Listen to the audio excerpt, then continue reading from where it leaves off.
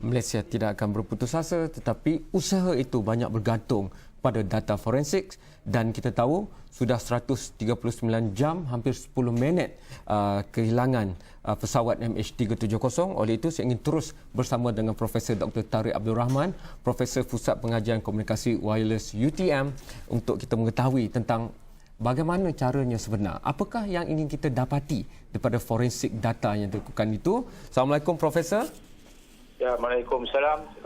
Ya, terima kasih Profesor kerana bersama kami malam ini. Mungkin soalan pertama saya, jika Profesor boleh berikan gambaran secara luas ataupun gambaran secara besar, makro, tentang bagaimana pengendalian pengawasan ruang udara sesebuah negara seperti Malaysia, kerana itu amat bermakna sekali dalam kita cuba mencari di mana perginya MH370 itu, dan sebab itu hala tuju yang kita ingin cari, maka kita perlu rakyat Malaysia mengetahui dan lebih arif tentang apakah fungsi komunikasi wireless ini, terutamanya yang membabitkan pengawasan radar primary dan juga radar sekunder. Kalau Profesor boleh berikan gambaran luas itu dulu. Ya, Cik Abdul. Boleh saya mulakan dengan radar tadi. Boleh, teruskan. Sebenarnya radar dia ada dua jenis seperti yang diketahui. Pertama yang primary radar dan satu lagi adalah secondary radar. Ya, dari segi primary radar ni dia tidak hanya boleh mengesan objek, dan jika terdapat objek di laluan radar tersebut, dia akan dapat dikesan. Dan secondary civilian radar ni, dia transponder, transponder yang akan diterima, dan transponder itu akan menghantar balik isyarat itu kepada base untuk mengetahui maklumat yang diterima itulah. Jadi kalau dilihat di sini, di Malaysia sendiri kita ada beberapa tempat di mana kita terdapat kedudukan radar-radar tersebut. Contohnya kita ada di Kuala Lumpur, mungkin di Langkawi, di Johor Bahru, dan semua ini merangkumi keseluruhan kawasan di Malaysia. Tetapi pada masa yang sama, setiap lokasi tersebut dia juga terdapat radar yang primary. Radar yang secondary ini sebenarnya dia boleh dapat liputan sehingga 370 km. Dan juga oleh sebab apa yang berlaku di sini, isyarat yang diterima daripada radar secondary ini oleh transponder itu akan pancarkan balik. Sebab itu jaraknya boleh begitu jauh. Tetapi ada primary ini yang saya difahamkan bahawa dia hanya boleh buat liputan mungkin sehingga 100 km sahaja. Jadi kemungkinan walaupun kita ada pertindahan liputan keseluruhan ini, kemungkinan jika radar secondary civilian radar itu tak berfungsi, kemungkinan transponder itu tak boleh digunakan. Kalau saya boleh mencelah, komunikasi ini menggunakan pengesanan gelombang radio yang dihantar isyaratnya daripada sumber dan pergi mengenai badan pesawat itu dan mungkin dikesan kembali.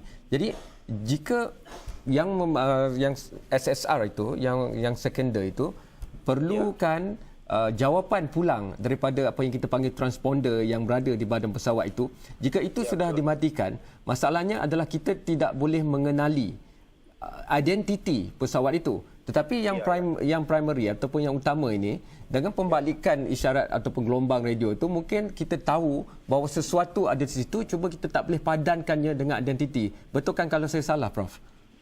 Ya. Cik Mara, betul tu. Pada primary ni walaupun transponder itu tidak berfungsi, dia ada objek. Sebab dia berdasarkan kepada pantulan. Pantulan isyarat daripada objek yang ni akan terima balik. Daripada objek itu dia boleh mendapat satu titik di mana ada sesuatu objek di tempat tersebut lah. Cuma bagi pendapat saya, dia berbeza. Jarak dia adalah tidak sama dengan jarak radar yang civilian, yang secondary tadi. Kemungkinan kalau setiap stesen radar tu dia tidak dapat, kemungkinan ada blind spot. Dari segi orang kata apa ni, daripada primary radar tersebut. Wala kita boleh identify objek tu. Dalam konteks itu, kalau kita lakukan kajian forensik kepada data yang dirakap daripada kedua-dua jenis radar yang ada tu, walau di mana pun yang dikesan dalam negara kita ni misalnya, apakah maklumat yang dicari itu yang begitu penting sekali untuk memetakan perjalanan dan mengenal pasti sesuatu objek itu? Ya. Okey, radar daripada secondary itu kita boleh kenal pasti objek tersebut. Tetapi radar daripada primary kita tak boleh kenal pasti. Oleh sebab itu kita perlu gabungkan maklumat-maklumat kesemua data yang terdapat daripada stesen-stesen radar. Dan daripada situ kita kena macam eliminate mana yang diketahui dan kita boleh identify ataupun benda tu pastikan radar yang di mana kita tak boleh menentukan dia punya identiti dia. Dari situ kemungkinan boleh, sebab mungkin objek-objek lain tu adalah dapat dikenal pasti. Prof tahu kan untuk penerbangan laluan awam, memang setiap negara itu diberikan kawasan tertentu, FIR itu. Maka dalam kawasan itu tentunya memang ia sentiasa dilihat setiap saat oleh orang yang menganalisa pergerakan kawasan itu. Ya. Pandangan Prof tentang perkara itu ya? Ya, dia akan dimonitor ataupun dimantau setiap saat. Tetapi kemungkinan ada objek yang tak dapat dikenal pasti sebab kemungkinan dia punya transponder ni tak dapat digunakan. Maknanya jika pusat kawalan trafik udara untuk penerbangan awam, mereka memang tentunya mengenali setiap pesawat yang ditugaskan kepada mereka dalam ruang udara mereka, FRR Malaysia lah katakan. Tetapi jika kita sudah kehilangan upaya untuk apa jua sebabnya mendapat isyarat kembali daripada transponder sesebuah pesawat itu, maka pusat kawalan trafik penerbangan awam ni tidak dapat lagi melihat ataupun mengenali pesawat itu. Jika ramai yang menyangkakan jika itulah keadaannya, maka tentunya radar yang kepunyaan mungkin tentera terus akan dapat mengenal pasti objek yang sama. Tapi mungkin masalah di sini kerana tadi fungsi yang kita sudah bincangkan itu, mereka yang mengawasi pergerakan trafik melalui saluran tentera ataupun radar tentera tidak akan dapat mengenal pasti secara terus kerana mereka tidak ditugaskan untuk mengikuti setiap titik pelot pergerakan penerbangan awam itu tadi, Prof. Ya. Betul, Arul. Kemungkinan mereka tidak akan setiap masa mengikuti target tersebut. Tapi walau bagaimanapun jika boleh dapat dikesan juga, tapi identiti objek ataupun pesawat tersebut tidak dapat dikenal. Sebab dia punya transponder dia tidak berfungsi. Yang kedua, kalau dia diprofungsi pun dia tak kenal sebab untuk military ataupun tentera dia katakan friend identifier, so dia perlu identify. Prof, saya perlu pergi rehat yang pertama. Apabila kembali nanti kita sambung sedikit lagi kerana sistem radar moden ni banyak berasaskan kemajuannya sejak Perang Dunia Kedua. Maka di Perang Dunia Kedua tu sistem radar ini digerakkan antara motif utamanya untuk mengenal pasti pesawat yang datang itu adalah kawan atau lawan. Jadi kalau boleh Prof, kita kembali sikit kepada sejarah untuk melihat apakah keupayaan kita yang ada pada sistem radar hari ini berdasarkan perkembangan sejak masa lalu, kerana itu mungkin memberikan kita sedikit pemahaman umum tentang bagaimana berfungsinya radar primary dan radar secondary ini supaya kita boleh membantu mencari sebarang juga maklumat dan harapan untuk pesawat MH370. Itu kita bincangkan lepas ni ya, Prof? Ya, boleh. Ya. Kita rehat dahulu, kembali.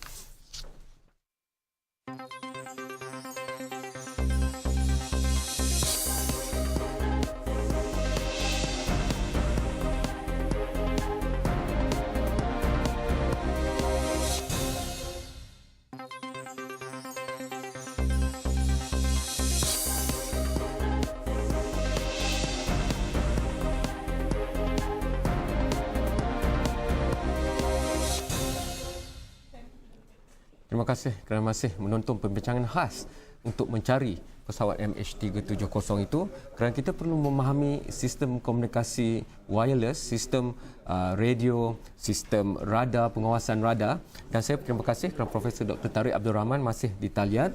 Kita sudah lebih 139 jam cuba mengesan ke mana perginya MH370. Dengan itu kita perlu memetakan kembali di mana daripada titik akhir itu pukul 1.30 pagi itu, dan fakta hakikat itu tentunya ada dalam rakaman sistem radar, dan itu yang kita bincangkan di sini.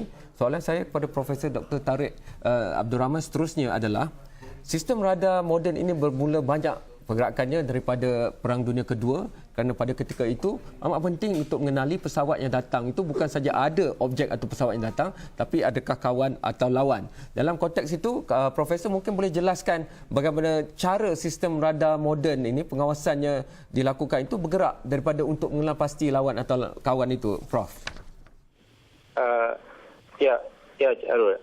Saya ingat pada asalnya tujuan radar ni adalah menyentuh objek atau target sesuatu objek yang bergerak bila dia buat sekeliling itu.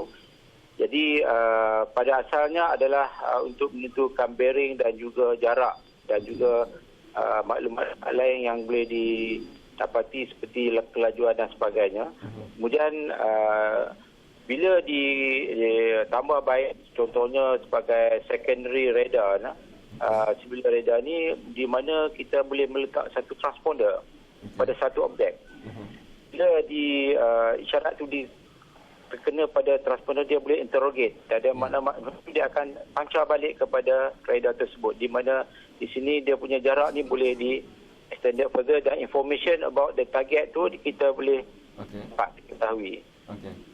Ya. Prof, itu yang dalam konteks itu maknanya yang pasti kita boleh mengetahui arah perjalanan sesebuah pesawat itu, jaraknya daripada mana kita nak mengesan itu, dan juga kelajuan. Adakah tiga faktor ini sudah tentu kita boleh dapati walaupun kita tak ada transponder, tetapi dengan pengawasan primer atau utama itu kita boleh ketahui tiga unsur utama ini, ataupun ada lagi yang boleh kita ketahui?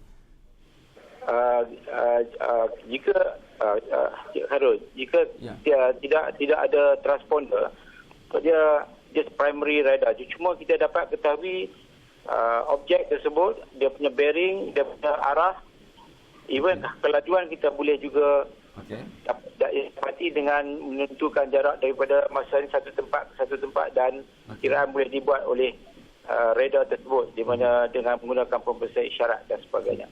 Prof, adakah kita boleh mengetahui saiz pesawat itu? Kerana kalau kita fikirkan radar untuk tentera, kegunaan pengawasan tentera tentunya melihat pada objek yang sekecil pesawat pejuang misalnya, dan pesawat pejuang lebih kecil daripada pesawat 777. Mungkin 4 pesawat pejuang yang kita ada baru sama dengan saiz satu pesawat 777. Pandangan Prof tentang hal itu? Dari segi saiz, radar tersebut menentukan saiz sebab radar ni isyarat yang dipancarkan tu dia akan dipantulkan balik bergantung kepada saiz objek tersebut. Jika saiz objek itu besar, makna pantulan tu kita akan dapat dot ataupun titik yang lebih besar berbandingkan jika objek itu kecil. Jadi saya ingat dari itu kita boleh juga menentukan saiz objek. Maknanya Prof, kalau saya nampak satu titik bergerak daripada pantai timur Semenanjung menuju ke pantai barat, saya mungkin boleh terus bezakan untuk elimination of possibilities ataupun pangkahkan kemungkinan yang tidak akan berlaku. Daripada titik itu saya boleh tentukan bahawa dia tentunya bukan pesawat kecil ataupun pesawat pejuang berdasarkan saiz dan kelajuan misalnya. Ya. Saya dari berdasarkan saiz dan kelajuan, kita boleh tentukan sama ada dia pesawat biasa ataupun pesawat pejuang, sebab dari segi saiz dan juga kelajuan tu kita boleh bezakan. So itu saya ingat boleh dibezakan antara objek tersebut. Prof, sebelum saya lepaskan Prof untuk malam ini, jika kita mengenal pasti sesebuah objek itu dalam pesawat ataupun dalam radar pengawasan tentera ataupun awam memasuki ruang udara kita dan kita tidak kenal dia kerana tidak ada transponder dan sebagainya. Adakah memberi kelebihan jika kita sempat menaikkan sebuah lagi pesawat yang mempunyai keupayaan pengesanan pengawasan ataupun radar mobile mudah alih bergerak di atas kapal terbang itu? Adakah ia akan memberikan kelebihan? Kerana kita tahu bumi ini permukaannya bulat dan lagi jauh mungkin ada halangan jika ia hanya radar yang terpaku di atas bumi, tetapi radar yang bergerak di atas dengan kapal terbang misalnya tidak akan mempunyai masalah itu, mungkin boleh mencakupi tahap yang lebih rendah berbanding dengan radar yang ada terletak di atas bumi. Pandangan Prof? Pandangan saya, jika kita ada radar yang mobile yang boleh bergerak, di mana bergerak maksud dia mempunyai line of sight, dia kata ruang bebas itu lebih besar, dia lebih baik dan juga range dia. Tapi cuma untuk mengadakan perkara tersebut memang mungkin susah sikit. Sebab biasa radar ni dia akan ada satu tempat di mana dia akan scan sekeliling. Okey Prof, terima kasih daripada saya, tapi saya rasa rakan saya Ashwat Ismail mungkin ada soalan nak ditanyakan pada Prof. Teruskan Ashwat. Baik, terima kasih Cik Kam. Prof, saya ada satu soalan Prof, berdasarkan kepada info-info yang kita kutip dari luar negara juga yang mengatakan ada signal telefon yang menerima mesej ketika mana selepas pesawat dilaporkan hilang. Jadi ini apabila kita bercakap mengenai signal komunikasi telefon pada ketinggian yang bagaimana untuk kita faham berada di dalam pesawat masih lagi boleh menerima signal tersebut? Ya. Dari segi penerimaan isyarat dari telefon, kemungkinan dia ada ketinggian tertentu di mana isyarat itu tidak dapat diterima.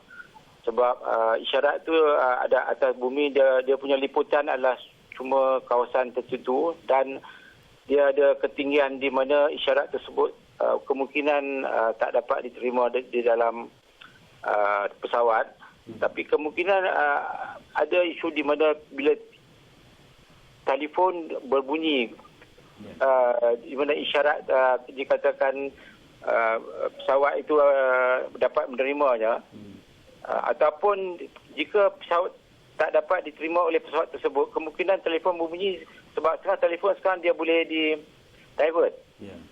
Maksud saya, jika kita call seorang, dia boleh divert dari phone tu kata ke rumah ataupun dan sebagainya, telefon masih boleh berbunyi, tetapi bukan daripada telefon dalam pesawat tu, tapi dari telefon di rumah kita. Kalau kita boleh setkan seperti divert kepada satu nombor. Baik, terima kasih Profesor Dr. Tariq Abdul Rahman dengan penjelasan berkenaan. Terima kasih kepada Kamarul Bahrain Harun dengan penelitian serta analisa terutamanya dalam konteks untuk memahami radar itu sendiri. Kita berehat seketika. Buletin Awani Khas akan diteruskan selepas ini.